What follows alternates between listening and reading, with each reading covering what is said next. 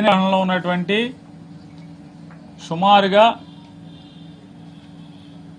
ఒక 3500 నుంచి 4000 మంది పోలీసుల యొక్క అభిమాన నాయకుడిగా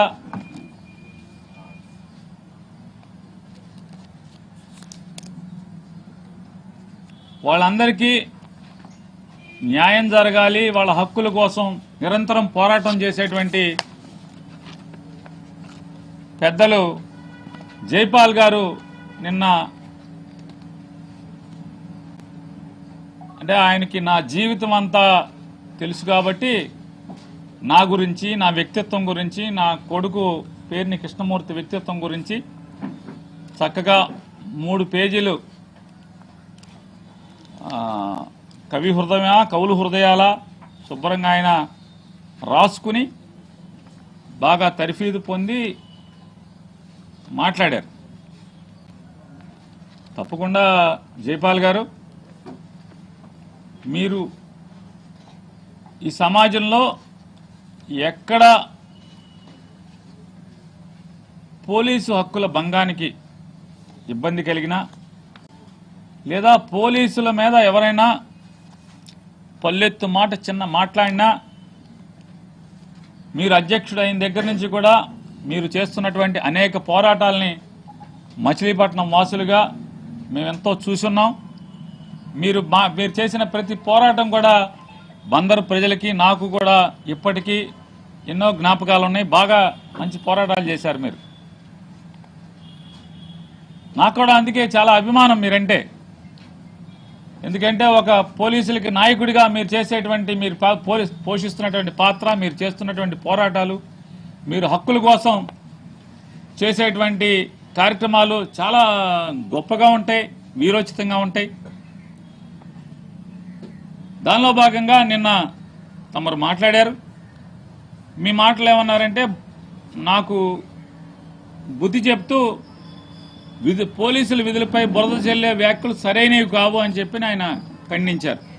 తప్పని మీరు ఖండించడం మీ హక్కు, ఖండించండి, మీ బాధ్యత. మీరు మాట్లాడుతూ ఏమన్నారంటే, పేర్ని కృష్ణమూర్తి గారిని అంటే మచిలీపట్నం ఎమ్మెల్యేగా వైఎస్ఆర్ కాంగ్రెస్ పార్టీ తరఫున అభ్యర్థిగా నియమిద్దామనుకుని పనిచేయమని జగన్మోహన్ రెడ్డి గారు చెప్తే పనిచేస్తున్నటువంటి పేర్ని కృష్ణమూర్తి గారిని మీరేమన్నారంటే, వారిని ఉటంకిస్తూ తండ్రి వయస్సున్న సిఐ గారిని నువ్వు అని అగౌరవంగా మాట్లాడుతూ పేరుని కిట్టు. జైపాల్ గారు, మీరు ఏకవచనంతో సంబోధిస్తున్నారు కదా.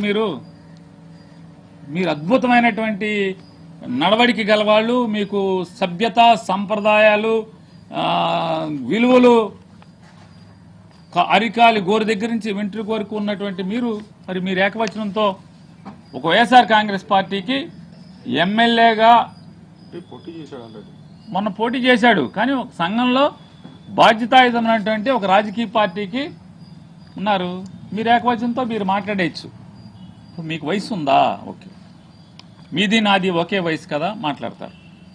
సో వయసు తక్కువ ఉన్నోళ్ళు మాత్రం, తండ్రి వయసు ఉన్నోళ్ళు ఏం పీక్కోమన్నా లేదా అక్కడ జరిగిన సంఘటన ఏంటి జైపాల్ గారు? ఆ కూలగొడుతున్న ఇంటికి పేర్ని కృష్ణమూర్తిని నిలువరించిన చోటికి 100 మీటర్లు ఉంది. ఆ 100 మీటర్ల అంటే తారు రోడ్డు మీద సర్కారు తోట నుంచి, అంటే జిల్లా పరిషత్ సెంటర్ నుంచి చిలకలపూడి మదర్ తెరీసా విగ్రహం అనుకున్న వెళ్ళేటువంటి రోడ్డు మీద మీరు పేర్ని కృష్ణమూర్తిని నిలువరింపు చేశారు. ఒక సర్కిల్ ఇన్స్పెక్టర్ గారిని అక్కడ విధులో అప్పచెప్పి ఆయన అక్కడే నుంచున్నాడు. కొనేమన్నా తోసుకుని వెళ్ళాడా? తోసుకుని వెళ్ళా, అక్కడే నుంచున్నాడు. అతను ఎమ్మెల్యే అభ్యర్థి కాబట్టి అతనితో పనిచేస్తున్నటువంటి కార్పొరేటర్లు వాళ్ళందరూ కూడా వచ్చి నుంచుంటారు. లేదా మాజీ కార్పొరేటర్లు, లేదా ముఖ్యులో, పార్టీలో తిరిగేవాళ్ళు, ప్రజల్లో బాధ్యతగా గుర్తింపు పొందిన వాళ్ళు ఆయనతో పాటు వచ్చి నుంచున్నారు. మీరంతా వెళ్ళిపోమని మీరు మాట్లాడుతూ మొదలుపెట్టారు. లేదండి మీరు ఇక్కడే మేమందరం ఇక్కడే ఉంటాం, మీరు కొట్టేసి వెళ్ళిపోండి అని చెప్పారు. వారేమన్నారు, మీ గవర్నమెంట్లో కొట్టాం, ఈ గవర్నమెంట్ ఉన్నా కొడతాం అన్నాడు. మా గవర్నమెంట్లో బందర్లో మీరు ఎప్పుడు పనిచేశారు, మీరు బందర్లో ఎప్పుడు పోస్టింగ్ లేదు కదా, మేము పడేసామని మీరేట చెప్తారు మా గవర్నమెంట్లో అని చెప్పి మాట్లాడారు. రెచ్చగొట్టింది ఎవరు? పోలీస్ అధికారిగా మీ గవర్నమెంట్లో కూడా కొట్టారని కొడతామని చెప్పి కొట్టాము, మా గవర్నమెంట్లో ఎప్పుడు కొట్టాము? ఏ ఇల్లు కొట్టారు? ఈ సీఏ గారు ఎప్పుడు సాక్ష్యం ఉన్నాడు? ఆయన ఎప్పుడు అడ్డం ఉండి ఎవరిని రాకుండా ఎప్పుడు మేము కొట్టమంటే కొట్టించాడు? ఏ మున్సిపల్ కమిషనర్ కొడతాకి మా గవర్నమెంట్లో ఉండగా అప్పుడున్న పనిచేసినటువంటి ఏ అధికారి రక్షణ కోరితే వచ్చి రక్షణగా ఉండి కొడతంటే రక్షణగా ఉన్నాడు?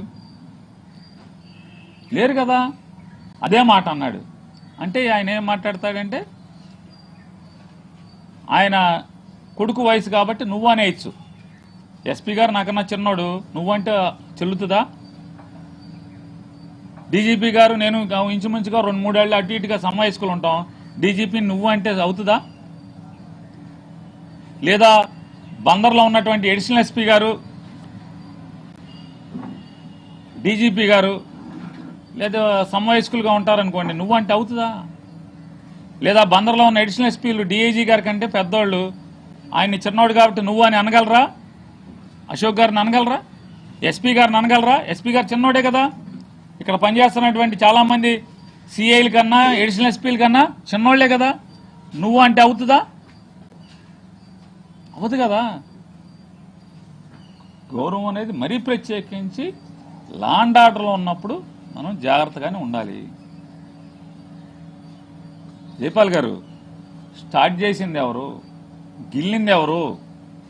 మొదలుపెట్టింది ఎవరు? అవన్నీ వదిలేసి శరీరాన్ని అవహేళనగా మాట్లాడుతూ, కృష్ణమూర్తి ఆయన శరీరాన్ని గురించి ఎక్కడ మాట్లాడాడు? ఏ వీడియోలు? జైపాల్ గారు మీరు చెప్పండి. పేరుని కృష్ణమూర్తి గారు మీరేంటారు? తండ్రి వయసు ఉన్న సిఐ గారిని నువ్వు అని అఘోరంగా మాట్లాడుతూ పేరుని కిట్టు ఆయన యొక్క శరీరాన్ని అవహేళన, నేను పేరుని నాని గారు ఎప్పుడు మాట్లాడాను? జైపాల్ గారు ఎవరి శరీరాన్ని అవహేళన చేశారు అక్కడ? నేను అన్న మాట ఏంటి? మొత్తం ఆ కూల్చివేతలో పాల్గొన్నటువంటి ఒక అతను ఇట్లా ఉన్నాడు, అతన్ని ఇక్కడికి తీసుకొస్తామని చెప్పాను. ఆ ఒక అతను మీ పోలీసు అని ఎవరు చెప్పారు? మీకు మీరే అన్వయించుకుంటారా? మీకు మీరే ఊహించుకుంటారా? మీకు మీరే కూర్చున్నాను, మీకు మీరే అన్నీ ఊహించుకుని తిడతారు. పలానా పోలీసు, పలానా పేరు, కనీసం పేరు చెప్పానా? పోలీసు అన్నానా? పలానా అతను ఇలా ఉన్నాడు, ఆ అధికారిని కూడా ఇక్కడ పెడతాము అన్నాను. మీరు ఆ అధికారి కాదు కదా, మీకెందుకు భుజాలు, గుమ్మడికాయ దొంగ అంటే భుజాలు తడుక్కోవటం ఎందుకు? మిమ్మల్ని అన్నావా? పోలీసుని అన్నావా? కాదే. నేను పోలీసు అధికారి అని లేకపోతే మున్సిపల్ అధికారి అని అక్కడ 1,00,000 మంది పనిచేశారు. 100-150 మంది ఆ ఇల్లు కూల్చారు. అందులో ఒక అతని గురించి మాట్లాడాను. మీకెందుకు ఉలుకు? జైపాల్ గారు మీ సిఏ గారిని ఎవరన్నారు? పేరు పెట్టి అన్నానా? అనలేదు కదా. మర్యాద ఇస్తే ఇస్తాను, ఇవ్వను. మీ మర్యాద ఇవ్వడం చాలా ఎక్కువ అని తెలుసు, అని నాకు తెలుసు. చాలా పోస్టింగ్ లేకుండా ఉన్నావని, సబబు కాదని మాటలు పోలీస్ స్టేషన్ తీవ్రంగా ఖండిస్తుంది. మాట వచ్చినప్పుడు, మీరు మాట తూలినప్పుడు 100 మాట్లాడతారు. ఇది పొంపులగాడు తాగాదా? మీరు పొంపులగాడు తాగాదా రాకూడదు. అధికారిగా ఉండాలి కదా. మీరు మర్యాదగా మాట్లాడితే మర్యాదగా ఉంటాయి, మాటలు లేనప్పుడు మాటలు వస్తాయి. ఇప్పుడు వచ్చింది మాట ఏమని? పేకాటలు పెట్టా ఆడిస్తున్నామని చెప్పని నేరం మీద సస్పెండ్ చేశామన్నారు. మరి దీనికి సమానం చెప్పి జైపాల్ గారు నువ్వు ఇప్పుడు ఈయన అన్నాడు కదా, దీనికి సమానం చెప్పండి జైపాల్ గారు మీరు. సారీ, నువ్వు అని వచ్చింది పొరపాటు అలవాట్లో. నా లక్షణం అయిపోయింది కదా. మీరు అన్నారు కదా, నేను చాలా అదే ఇదని దీంట్లో మొత్తం చాలా చదివా మీ గురించి, మీరు మీ కవి హృదయాల గురించి, నా గురించి మీరు గొప్పగా చిత్రీకరించిన దాని గురించి అని చదివాను. మీ పబ్లిసిటీ కోసం, రాజకీయ ఎదుగుదల కోసం పోలీసు వారి యొక్క ప్రతిష్టను దెబ్బతీసేలా మాట్లాడుతున్న మీ వ్యాఖ్యలను ఖండిస్తున్నాం. ఇదే రకంగా వ్యవహరిస్తే పోలీసు వారి విధులకు ఆటంకం కలిగించేలా ఉన్న మీ యొక్క కార్యకలాపాలపై చట్ట ప్రకారం కఠిన చర్యలు తీసుకోండి. ఆల్రెడీ మా అబ్బాయి మీద కేసు కట్టారు. తెల్లారుజామున జైపాల్ గారు మీరిచ్చిన ఫిర్యాదుతో నా మీద తెల్లారుజామున 2ంటికి ఎప్పుడో కేసు కట్టారని చెప్తున్నారు. కట్టండి కాదండి. కేసులు కట్టి ఏంటి అక్రమ కేసులు ఎన్ని నిలబడతాయి? అక్రమ కేసులు నిలబడతాయా?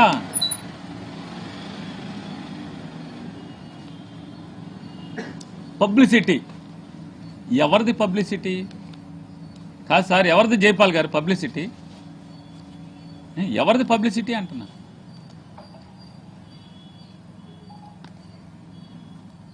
మేము పబ్లిసిటీ కోసం రాజకీయ ఎదుగుదల నాది.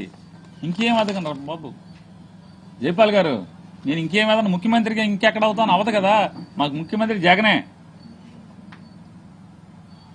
ఇక నేను అయిపోయింది, అన్నీ మానేజాయి. ఇప్పుడు ఏమి వద్దనే కదా, 3 సార్లు ఎమ్మెల్యే అయిపోయా, ఈ ఊరికి చేయాల్సింది చేసేసా, మంత్రి కూడా అయిపోయింది, ఇక చాలులే బాబు అని చెప్పని నేను మానుకున్నా. ఇంకా నేనేమి ఎదుగుతాను? నా ఎదుగుదల, నా పబ్లిసిటీ, ఇంకేం పబ్లిసిటీ? ప్రస్తుతం జైపాల్ గారు, నా ఉద్యోగం తెలుగుదేశం ప్రభుత్వం చేస్తున్నటువంటి